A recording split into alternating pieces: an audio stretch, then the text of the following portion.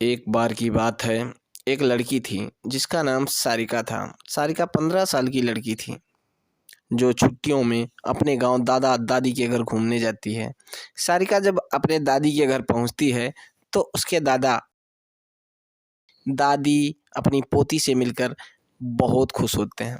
पर यह बात किसी को पता नहीं थी कि जल्दी ही उनकी खुशियों पर ग्रहण लगने वाला है। सारिका का कुछ दिन तो गांव में बहुत अच्छे से बीता। फिर एक दिन सारिका अपने सहेलियों के साथ गांव के बगीचे में खेल रही थी। सारिका खेलते खेलते आम के पेड़ को देखती है। उसके बाद वो अपनी सहेलियों से कहती है, चलो आम तोड़ते हैं। सारिका ढेले से आम तोड़ने की कोशिश करती है और उसका ढेला आम पर लग भी जाता है, जिससे आम गिर जाता है।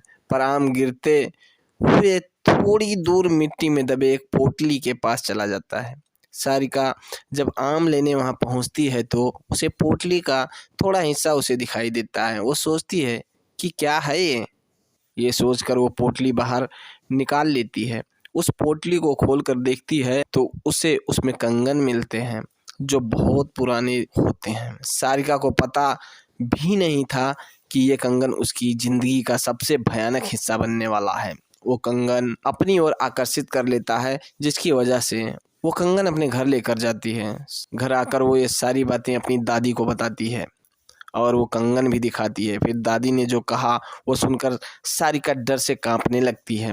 दादी कहती है कि वो पोटली कोई आम पोटली नहीं थी, वो एक चुड़ैल की पोटली थी।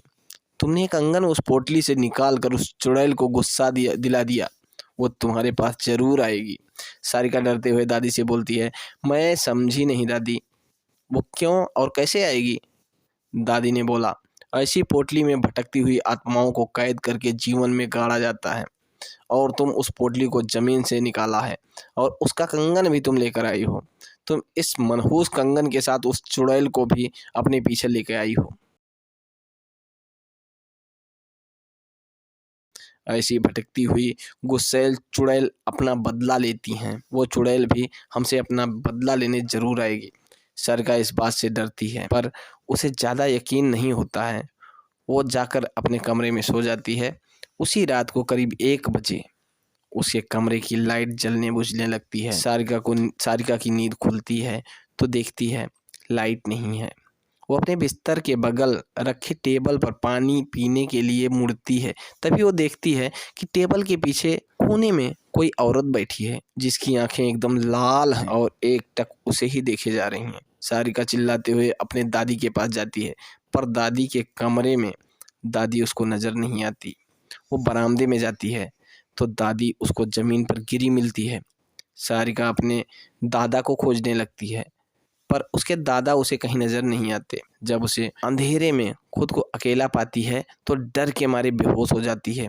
सुबह उसकी नींद खुलती है तो उसे अपने दादा दादी दिखते हैं।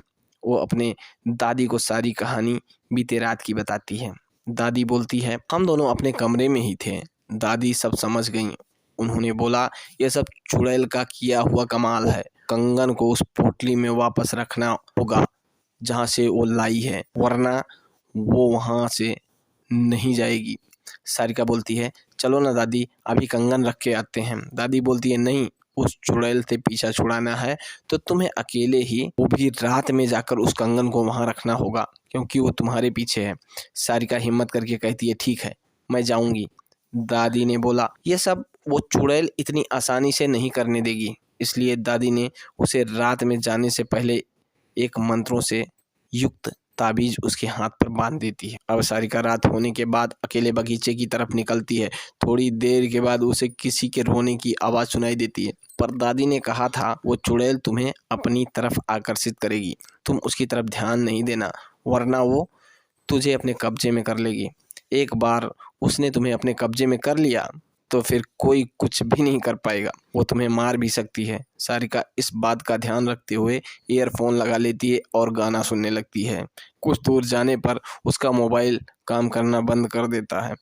फिर भी वो चलती रहती है और उस पोटली के पास पहुंच जाती है। तभी उसे महसूस होता है पीछे कोई खड़ा है। पर दादी ने कहा था कि उसकी तरफ ध्यान मत देना, तो वो नहीं देखती।